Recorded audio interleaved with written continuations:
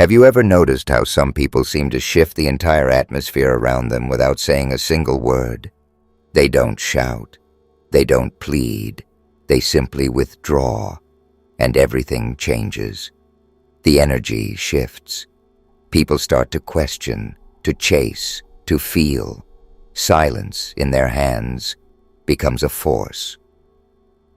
Now imagine if you did the same, if you stopped reacting on impulse. If, instead of responding immediately to every emotional trigger, you chose stillness, silence, distance, what do you think would happen?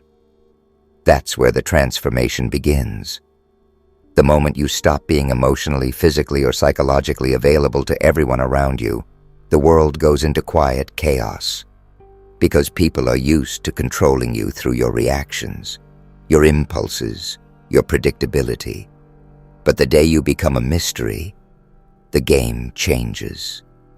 And those who thought they knew you, they suddenly realize they never did. Carl Jung once said, "Everything that irritates us about others can lead us to a better understanding of ourselves." So reflect for a moment. When you become less accessible, who panics? Who gets irritated? Who provokes you just to get a response? That doesn't reveal anything about you. It reveals them. You've spent your life trying to keep the peace, to be the one who says yes, who responds instantly, who explains, justifies, reassures. But at what cost? With every automatic reaction, with every people-pleasing answer, you give away a fragment of your energy. And what's left at the end of the day? Fatigue, frustration, a quiet emptiness. I'll tell you why. You are too available to those who never earned even a minute of your presence. This isn't about turning your back on the world. It's about finally choosing yourself. It's about what Jung called individuation, the journey of becoming whole, authentic, and internally complete. That journey begins the moment you realize silence can be stronger than 1,000 arguments. That withdrawal, when done consciously, is not weakness. It's power. So let me ask you face to face, how long will you keep letting others control your emotions? How long will you let your wounds be buttons others push to control your mood? Maybe it's time to cut the strings, to stop explaining, to become unpredictable. Because when you're no longer emotionally available on command, everything changes. From childhood, you were taught that your worth lies in your availability. Be helpful, be agreeable, be present. But here's a truth that might sting. That very availability has become your prison. The more predictable you are, the more easily others use you. You become their emotional emergency button, there to provide comfort, validation, presence. Then, discarded until the next crisis. And you, still clinging to the illusion that being available will eventually make someone be there for you, end up drained. Jung spoke of the persona, the mask we wear to be loved and accepted. But that mask, over time, becomes the very reason you feel invisible. You say yes when your soul screams no. You respond when you're exhausted. You apologize for needing space. But what if I told you that every moment you place yourself at the center of others' needs, you disappear from your own life? Being emotionally available all the time feels like a virtue, like kindness, like love. But look closer, and you'll see it's often just fear in disguise. Fear of being rejected, fear of not being needed, fear of being forgotten. You think you're helping others by always saying yes, by always being reachable, by responding to every message, every request, every emotional demand. But deep down, a quieter truth lives. You're doing it because you're terrified of what might happen if you stop. You've been conditioned to believe your value lies in how much you give. That love must be earned through sacrifice. That to be seen, you must always be there. But this belief is not love. It's dependency, and it's the root of your exhaustion. People don't always want you. They want what you provide: validation, comfort, distraction, the emotional cushion you offer when their own lives fall apart. But the moment you set a boundary, the moment you say no, they shift, they withdraw, they criticize. Not because you changed, but because you stopped being convenient. Carl Jung taught that the persona, the role we perform to be accepted, keeps us trapped. You wear a mask that says, "I'm fine," even when you're not. You over-explain, over-justify, over-give. And why? Because part of you believes you owe the world an explanation for simply existing. But let's be honest, the more you offer yourself without pause, the less value people assign to your presence. What's always there becomes invisible. What's too easy to get is taken for granted. And in time, you become just another tool in someone else's emotional toolbox. Being constantly available is not generosity. It's self-abandonment.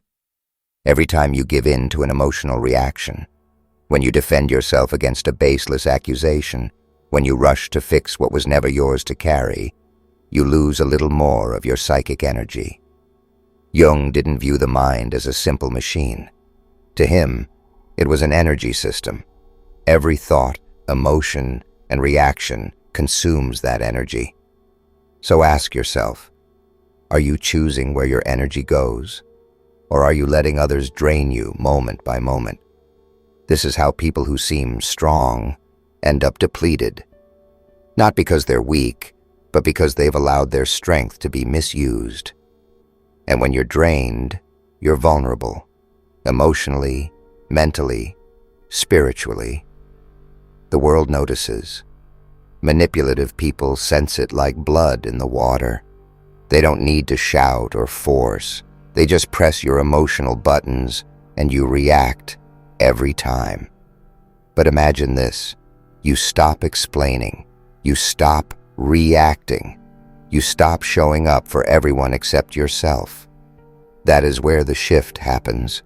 A healthy mind, Jung said, is one that knows how to conserve energy, that knows when to act and when to remain still, that knows not every battle deserves your attention, that sometimes silence is your sharpest weapon.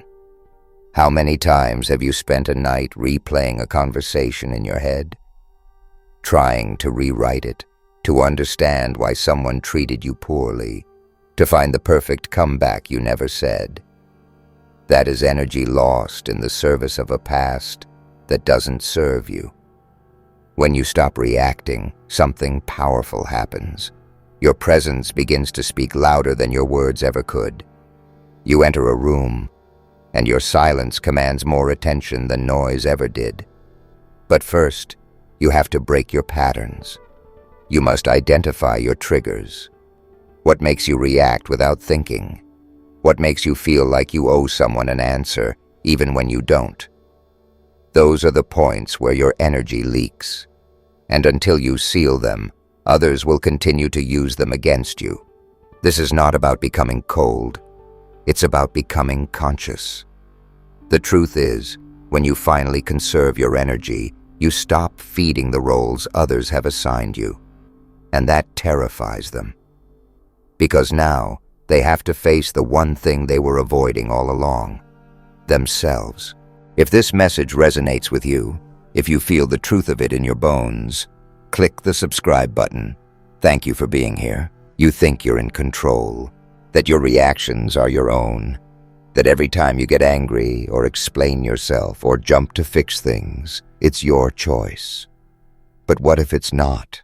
What if most of your emotional responses have been programmed, not by some machine, but by your past, your fears, your need for connection? And what if there are people who've learned exactly how to use that programming? Opportunistic people don't need to raise their voices. They don't need to argue or push hard. All they need to do is press the right emotional button, the one you've left wide open, and you react. Every single time. Carl Jung called this projection. We see in others what we cannot face in ourselves. But there's another side to it, one most people miss. While others project onto you, you become their screen, their emotional mirror. And if you're always available, always emotionally exposed, you become the perfect blank canvas. Think of the friend who only calls in crisis, the partner who only shows affection when they need help, the colleague who flatters you but only when they want something. These aren't coincidences. They're patterns, roles you've been trained to play and accepted without realizing it. And why do you keep playing along? Because you're afraid of what will happen if you stop, afraid of being disliked, afraid of losing connection, afraid of being alone. But the most effective form of manipulation doesn't come through screaming. It comes through guilt, through silence, through the subtle suggestion that you owe something, that you should be available. And as long as you believe that, you will continue giving parts of yourself away to people who only want what you offer, not who you are. Here's the truth. Manipulators don't need control over your life. They just need control over your reaction. As long as you keep showing up on cue, explaining, defending, pleasing, they win. But the moment you choose silence, the moment you begin to pull away, everything crumbles. The mask they placed on you starts to fall. The role they cast you in begins to fade. And now they're left with the truth, not just about you, but about themselves. And most people aren't ready for that kind of reflection. That's why they lash out when you withdraw, why they call you distant, arrogant, cold. It's not because you're wrong. It's because you're no longer functional to their story. Your unavailability threatens them. Not because of what it says about you, but because of what it reveals in them. Your silence is a mirror they can't escape. It forces them to see their dependence, their expectations, their unresolved chaos. And so, they react. Not to punish you, but to regain control. Jung said, "We do not become enlightened by imagining figures of light, but by making the darkness conscious. When you stop responding, the shadow begins to surface, not just in others, but in you. And that's where true power is born. But power comes with a cost. You must be ready to be misunderstood, to be judged, to lose people who were never really connected to you, but only to the comfort you provided. You must be willing to endure the silence after the rupture, because in that silence, something is reborn. You, a version of you that is no longer shaped by what others need, but by what you choose. And in the next part, we'll dive into that silence, not as emptiness, but as the space where your real strength begins to grow.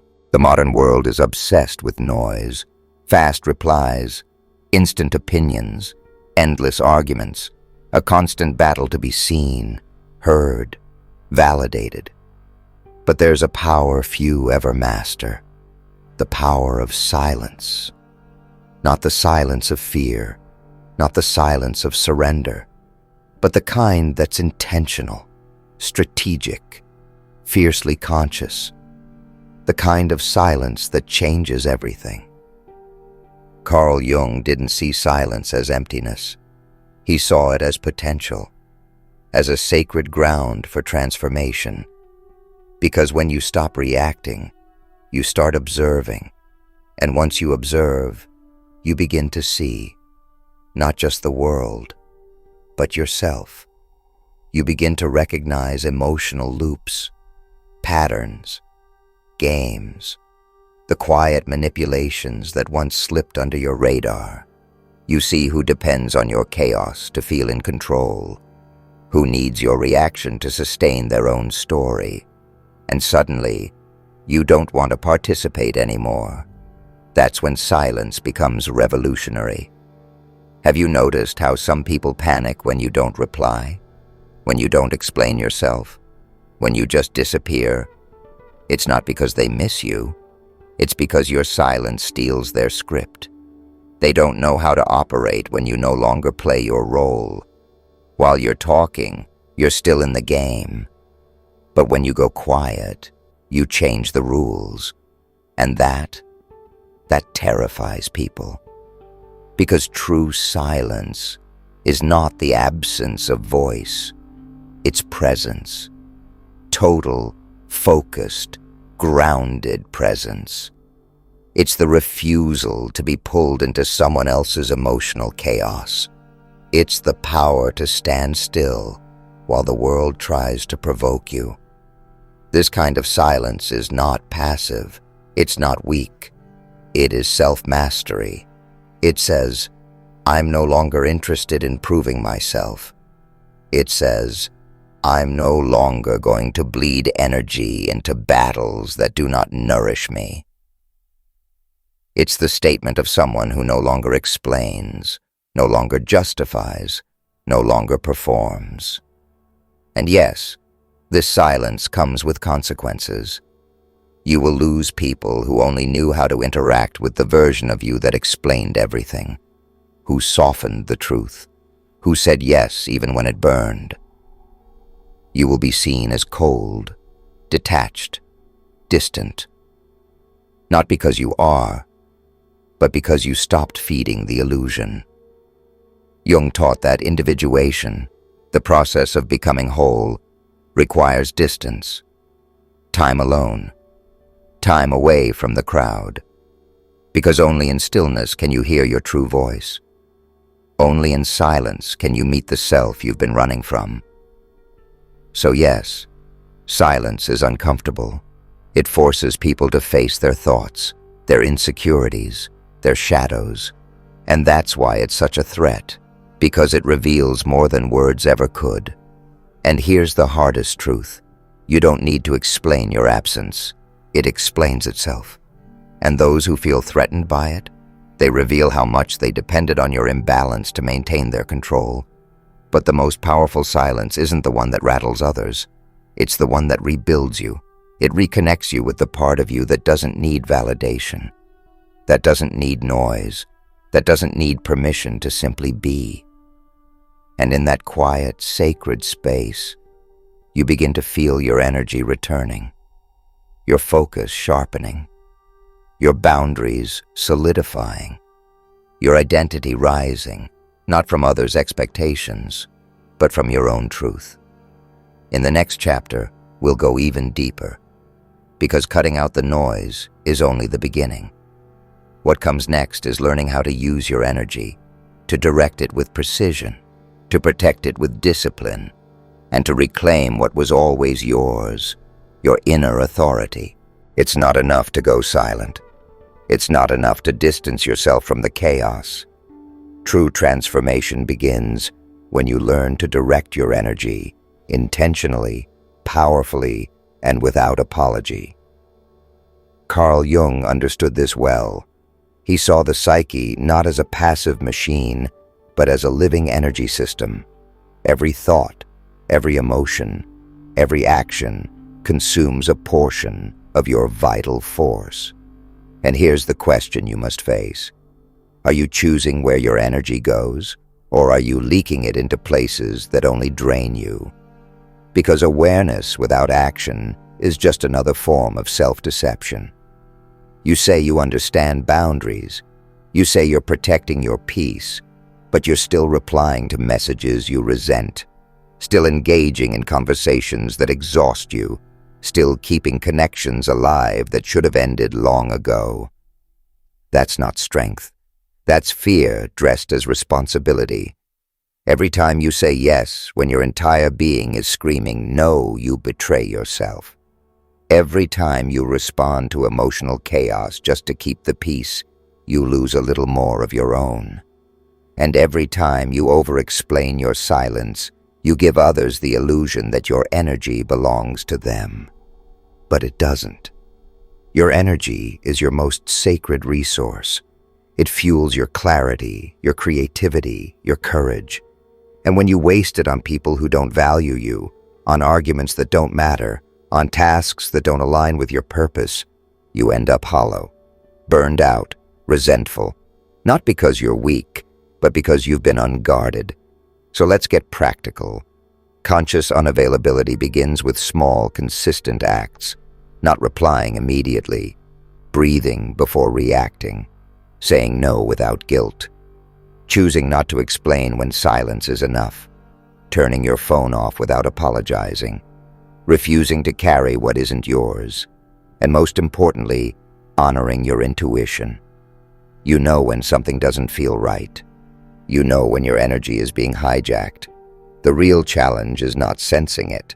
It's trusting yourself enough to act on that knowing. When you stop being emotionally accessible to everyone, people will react. Some will call you selfish. Others will accuse you of changing. That's because your withdrawal removes their ability to control you. You're no longer playing your role in their emotional drama, and that threatens their illusion. But here's the breakthrough. The more unavailable you become, the more valuable you are. Not to others, but to yourself. Because you're no longer handing out pieces of your soul for free. You're investing in your own peace, your own clarity, your own growth. And that shifts your entire presence. People begin to notice the difference. You speak less, but your words land harder. You show up less often, but when you do, it matters. Your absence becomes your message, and your silence, your boundary. Jung spoke about sacred isolation, a period of withdrawal not rooted in fear or avoidance, but in healing, in rebuilding, in rediscovering your center. That's what you're doing. You're not running away from the world. You're returning to yourself. And in the next chapter, we'll talk about the final transformation, how solitude, once feared, becomes the birthplace of your freedom. The proof that you don't need to be available to be powerful. You just need to be you. When you finally choose yourself, something profound happens. First comes the silence, a silence that feels like a scream inside your chest. You question everything. Did I go too far? Am I losing the people who cared? Am I being harsh, selfish, cold? But stay with it, because if you do, something shifts. That silence, once unbearable, starts to calm you. It begins to clear your vision. It stops echoing with doubt and starts resonating with truth. And then comes the solitude, but not the kind you once feared, the empty, aching kind. This solitude is different. It's alive, present, whole. It is the solitude of the strong, because the strongest people aren't those surrounded by crowds. They're the ones who can be completely alone and still feel complete. They're the ones who don't need noise to know who they are, who don't need approval to stand firm in their truth. Carl Jung spoke of individuation as a path that requires separation from the collective, a journey away from the masks, the roles, the expectations, and into the raw, unfiltered experience of being fully, authentically you. That's what this is. You are not running away from connection. You are shedding dependency. You are not rejecting people. You are rejecting roles you were never meant to play. You are no longer a responder. You are becoming a creator, not reacting to life, but shaping it from your own center. Yes, you will lose people, but you will find something far more important, yourself. You'll lose places where you once felt accepted, but only because you were silent about your pain. You'll lose relationships that were built on versions of you that never truly existed. But in that loss, you gain presence, depth, power, and you'll begin to see clearly.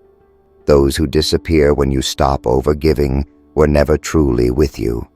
They were with your compliance, with your usefulness, with your availability. Now that you're unavailable, they're lost. And that is your liberation. You are no longer the emotional crutch, no longer the fixer, no longer the always there, always ready, always giving one. You are becoming something else, something rarer, something stronger. And yes, you will be misunderstood. You will be called distant, harsh, arrogant. But not by those who see your truth, only by those who can no longer benefit from your dysfunction. This is the cost of becoming whole.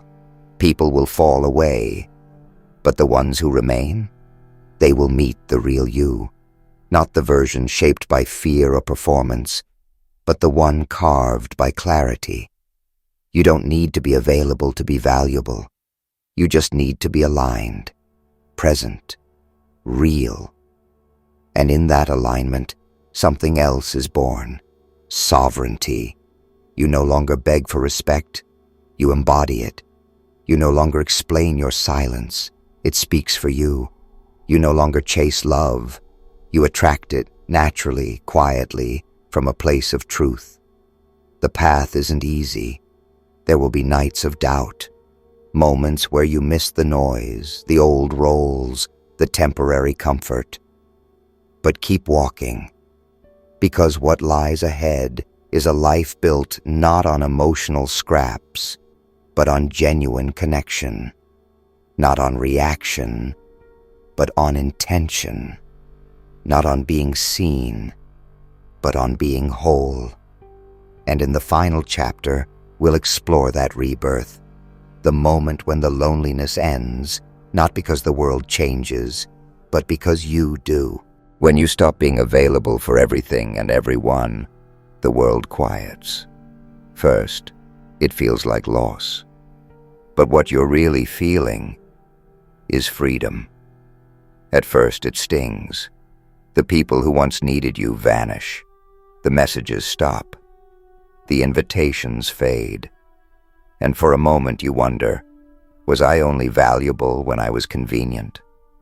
The answer, though painful, is often yes. But then something deeper begins to emerge. In that silence, you start hearing something else, your own voice. Not the one shaped by fear or filtered through the expectations of others, but the real one. The one that's been buried beneath years of people-pleasing, guilt, and self-abandonment. And that voice says, I'm still here. This is the beginning of your rebirth. You no longer exist as a reaction to others.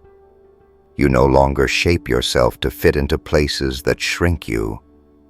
You no longer trade your peace for temporary affection.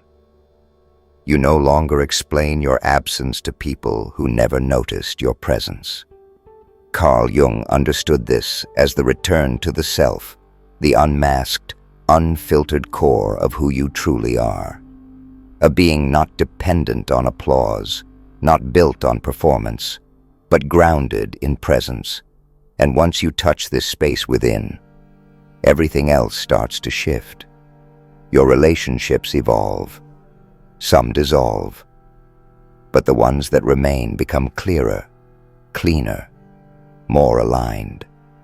Not based on emotional convenience, but on mutual respect. Not on neediness, but on resonance. Your choices become simpler. You no longer ask, will they like me?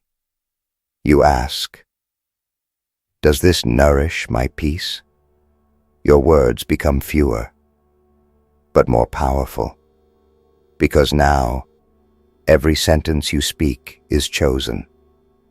Every silence is intentional. Every no is rooted in self-respect, not fear.